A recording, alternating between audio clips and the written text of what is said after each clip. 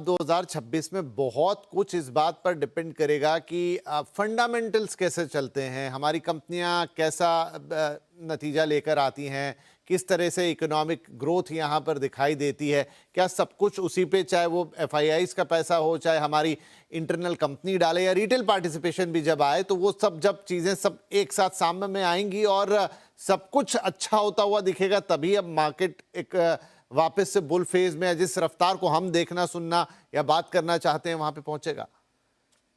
तो विपिन जी, देखिए, मार्केट बड़ा कॉम्प्लेक्स सब्जेक्ट है और उसको किसी एक फैक्टर पे सिंप्लीफाई करना मेरे ख्याल से उचित नहीं होगा। हम्म।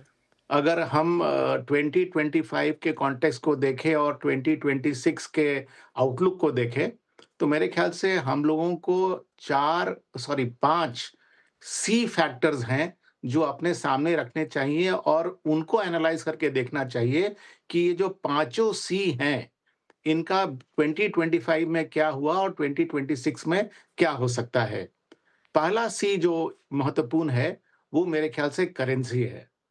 करेंसी का जिस तरह से 2025 में डेप्रिसिएशन हुआ, हाँ, वो शायद किसी कैलेंडर ईयर में एक ही साथ होना अनप्रेसिडेंटेड ही माना जा सकता है।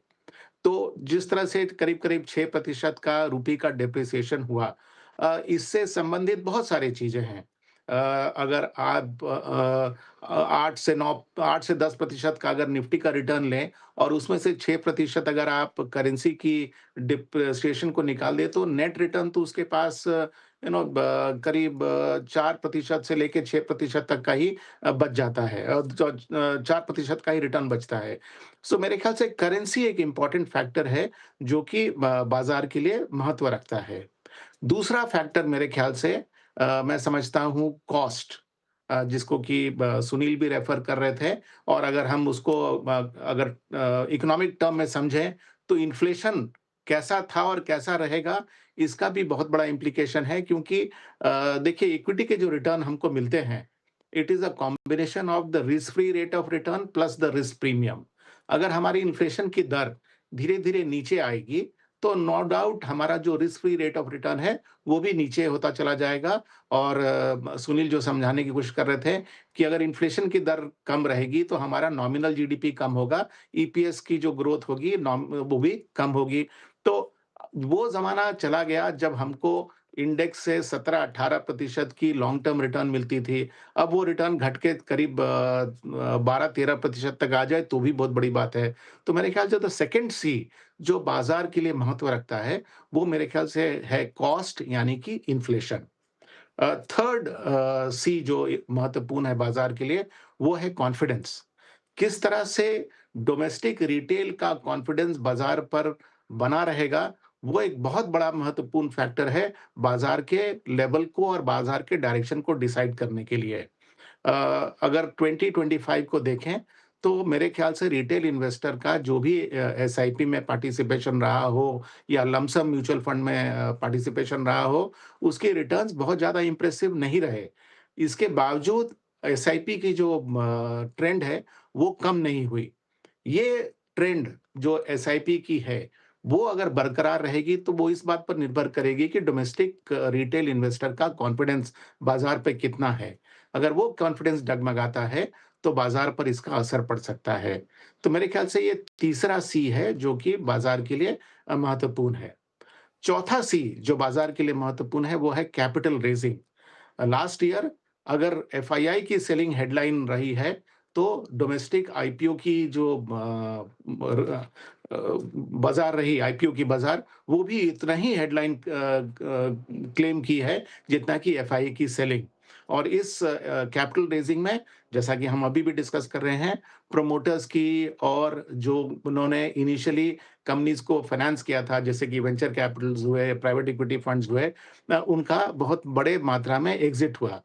क्या 2026 में ये जो कैपिटल रेज़िंग का ट्रेंड है, क्या ये इतना ही बड़ा रहेगा? और अगर इतना बड़ा रहेगा, तो उसको सामने से एब्ज़ॉर्ब कौन करेगा? ये भी एक महत्वपूर्ण बात है। और पाँचवाँ और आखिरी सी जो बाज़ार के लिए मेरे ख़्याल से इम्पोर्टेंस रखता है, वो है कंसोलिडेशन। 2025 में बहुत सारे सेक्टर्स, बहुत सारे स्टॉक्स ने पार्टिसिपेट नहीं किया है।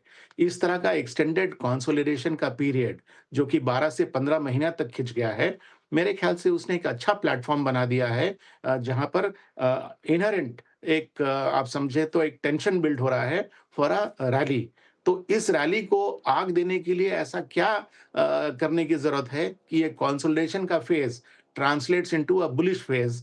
वो बहुत कुछ गवर्नमेंट की पॉलिसी पर डिपेंड करेगा और जो बाकी 4 फैक्टर्स जो मैंने बताए, करेंसी, कॉस्टिंग कॉन्फिडेंस हाँ, एंड कैपिटल रेज़िंग इसका भी इस पर योगदान रहेगा। तो ये पाँचों फैक्टर्स को अगर हम सामने रखें, तो शायद 2026 का आउटलुक हमें बनाने में आसानी होगी। नहीं, नहीं, ये एक अच्छा पैमाना होगा कि currency, cost, confidence, capital raising और कंसोलिडेशन इसके पैमाने पे और शायद हम बातें भी वही कर रहे हैं, आपने उसको एक बढ़िया स्वरूप दे दिया। तो आईपीओ का प्रश्न था ही वाजिब सा और बात निकल आई है तो उसको लेकर आता हूँ सुदीप सर आपके पास कि 2025 में काफ़ी आईपीओज़ आए, वो भी मिक्स सा रहा, कहीं बहुत अच्छे लिस्टिंग्स हमने देखे तो कहीं ओवर वैल्यूएशन की बातें हुई, कहीं फिर लिस्टिंग उस हिसाब से नहीं हुई या पोस्ट लिस्टिंग भी थोड़ी निराशा देखने को मिली। तो ये एक चीज़ है, क्या यही तरीका, पैटर्न, मोमेंटम 2026 में भी देखने को मिलेगा जब आईपीओ के ज़रिए कैपिटल रेज़िंग होगी? अगर होगी तो क्या उसमें आम निवेशक के लिए होगा कोई मौका बनेगा कि अगर करंट मार्केट उतना अच्छा नहीं कर रहा है तो आईपीओ से एक रास्ता निकलता हुआ दिखाई देगा? देखिए विपिन जी, एक चीज़ मैं पहले बताना चाहूँगा कि अगर अच्छे आईपीओज़ इंडियन मार्केट में आते हैं, वो इंडियन मार्केट के लिए, कैपिटल मार्केट के हेल्थ के लिए बहुत अच्छा है। मार्केट का डेप्थ बढ़ाना बहुत ज़रूरी है। अगर मार्केट का डेप्थ नहीं बढ़ेगा, तो फिर वही कुछ गिने-चुने शेयर में सब लोग खरीदारी करते रहेंगे और मार्केट एक लेवल पे चला जाएगा, जहाँ पे वैल्यूएशन अनसस्टेनेबल होगा। तो मार्केट का लॉन्ग टर्म हेल्थ के लिए अच्छे कंपनीज़ को मार्केट में आना बहुत ज़रूरी है।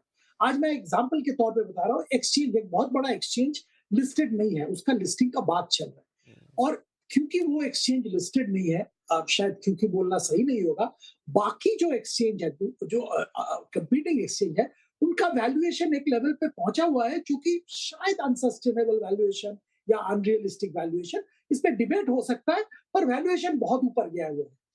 तो इस माहौल में अगर जो एक्सचेंज लिस्टेड नहीं है, वो आता है, लिस्टिंग करता है, तो इंडियन मार्केट के लिए बहुत अच्छी बात है। ऐसे बहुत सारे सेक्टर्स हैं, सेगमेंट्स हैं, जहाँ के कंपनीज़ अगर अच्छे कंपनीज़ आके लिस्टिंग करवाएँ अपना, तो वो इंडियन मार्केट के फ्यूचर के लिए, हेल्थ के लिए बहुत अच्छी बात है। पहला बात तो ये हम सबको एग्री करना पड़ेगा। दूसरी बात है, अच्छा प्रमोटर ने इन्वेस्ट किया है, प्राइवेट इक्विटी हो या इंडिविजुअल प्रमोटर्स हो, उन्होंने कंपनी को नर्चर किया है, एक लेवल तक लाए, फिर मार्केट में आके लिस्टिंग कर रहे हैं और लिस्टिंग के टाइम अगर ऑफर फॉर सेल के ज़रिए कुछ शेयर वो बेचना चाहे, इसमें कोई बुराई नहीं है। इसमें कौन-सी बड़ी बात है? प्रमोटर शेयर बेच रहे हैं थोड़ा बहुत, अच्छी बात है। उनको तो एग्ज़िट मिलना चाहिए। उन्होंने कंपनी को बनाया है, तो उसमें मैं कुछ नेगेटिव नहीं देखता हूँ।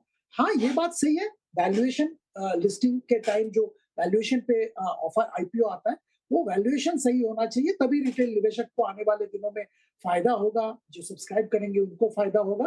तो वैल्यूएशन बहुत इम्पोर्टेंट है, उस पे ज़रूर ध्यान रखना पड़ेगा। अब आपकी स्पेसिफिक सवाल 2026 में क्या होगा? मुझे लगता है ये आईपीओ का सिलसिला चलता रहेगा, क्योंकि मार्केट में आईपीओ का मतलब अगर क्रूड वर्ड यूज़ करें, एक नशा सा चढ़ गया है। सब लोग आईपीओ की तरफ देख रहे हैं, अच्छे कंपनीज़ भी आ रहे हैं आईपीओ करने के लिए और अच्छा रिटर्न भी मिल रहा है बहुत जगह पे। अब ये बात सही है कि हर जगह पे अच्छा रिटर्न नहीं मिल रहा है। कुछ कुछ जगह पे बहुत ही डिसअपॉइंटमेंट भी देखने को मिला है, सही बात है। पर अच्छा रिटर्न भी मिल रहा है, अच्छे कंपनीज़ भी आ रहे हैं। तो निवेशक को हमेशा की तरह यहाँ पे भी सतर्क रहना पड़ेगा, अपना एनालिसिस करना पड़ेगा और सोच समझ के निवेश करना पड़ेगा। अब लास्ट में मैं ये बताऊँगा कि कुछ लोग हैं जो लिस्टिंग गेन के लिए निवेश करते हैं, वो ग्रे मार्केट का प्रीमियम स्टडी करते हैं, तब इन्वेस्ट इन्वेस्ट करते हैं और लिस्टिंग पे एग्ज़िट करते हैं। उनका गेम अलग है, उनके लिए तो कुछ कहना मुश्किल है, उनका डायनामिक्स अलग है।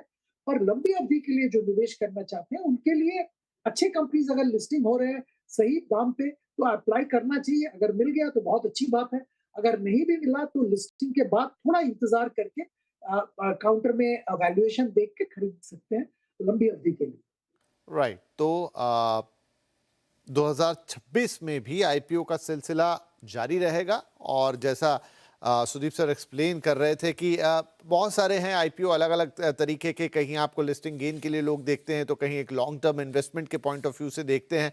इन्वेस्टर अगर प्रमोटर उससे अपना एक पैसा निकालने का जरिया मानता है तो उसमें भी उनके कोई बुराई नहीं लगती, लेकिन ये मोमेंटम 2026 में भी जारी रहता हुआ दिखाई देगा। एक और जो 5 टर्म यूज़ किए सुनील सर यहाँ पर संजय जी ने, उनमें से एक कॉन्फिडेंस है।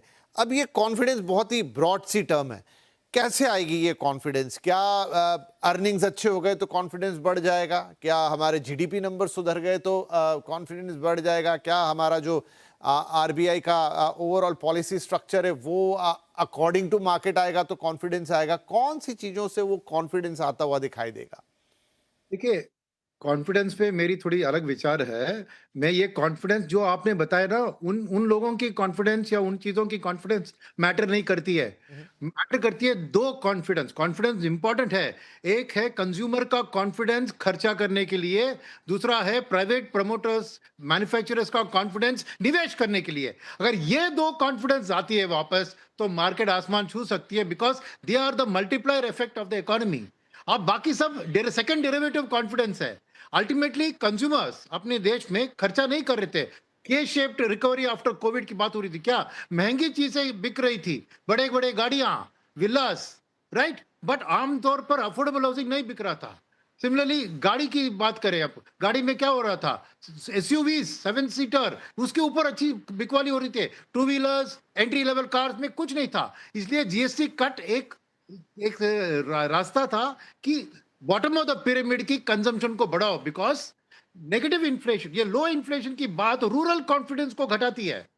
क्योंकि रूरल फार्मर अल्टीमेटली, आप यहाँ होकर सेलिब्रेट कर रहे हैं माइनस में डब्ल्यूपीआई जाएगा और 2% सीपीआई। अरे वो कौन प्रोड्यूस करता है? Food. Main reason for drop in inflation was food prices. अगर फूड प्राइस कम हो गए तो रूरल जनता को कहाँ से कमाई आएगी? कहाँ उनकी कॉन्फिडेंस रहेगी खर्चा करने में? तो मुझे चाहिए, इसलिए मैं री इन्फ्लेशन की बात उठा रहा था कि अल्टीमेटली कंज्यूमर्स को खर्चा करने के लिए एक धक्का चाहिए था। हुआ है income tax cut plus rate cut plus GST cut.